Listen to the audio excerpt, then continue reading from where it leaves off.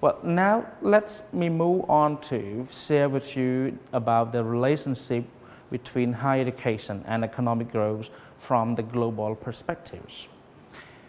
A large body of literature has been reviewed on the linkage between tertiary education and economic development.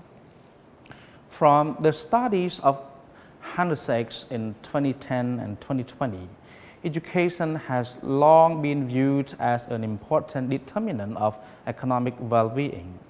The theoretical growth literature emphasizes at least three mechanisms through which education may affect economic growth. First, education can increase the human capital inherent in the labor force, which increases labor productivity, and thus transitional growth toward higher equilibrium level of output. Second, education can increase the innovative capacity of the economy and the new knowledge and the new technologies, products, process promotes growth.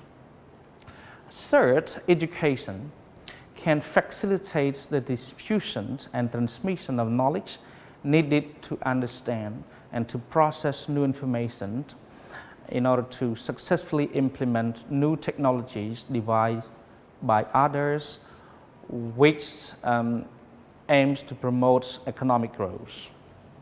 Well, two famous economic researchers in 1960s, Nelson and Phelps, suggested that people needed certain levels of education for achieving the change.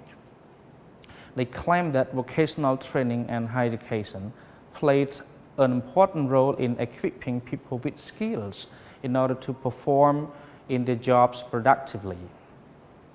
In 1970s, Ben Porras provided two scenarios. Firstly, the formal education in pre-college levels to offer the skills that enable students to expand their education. And secondly, particular forms of higher education to provide productive skills that respond to the labor market.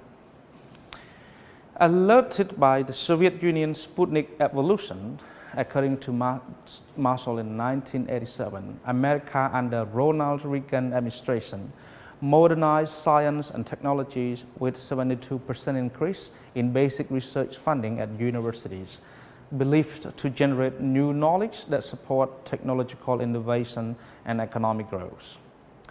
Employing cross-country data and Cobb-Douglas aggregate production function across OECD countries, Benyabieb and Spiegel in 1994 claimed that human capital was a strong driver of per capita growth and that a nation's human capital was responsible for growth rates of total factor productivities. Millimister and Ratchet in 1995 adopted again economic techniques to identify the existence and direction of causality by using co-integration and Granger causality tests to investigate the association between higher education and economic development in 6 countries, namely Sweden, United Kingdom, Japan, France, Italy, and Australia. They show that higher education significantly contributed to the economic development of 4 countries, yet there was no significant difference in Italy and Australia. In 2015, a researcher, Damsivian, claimed that the knowledge-based industries and services were the concrete foundation of the growth and social welfare. For this reason, he emphasized the necessity for tertiary education to promote research for knowledge-based economies.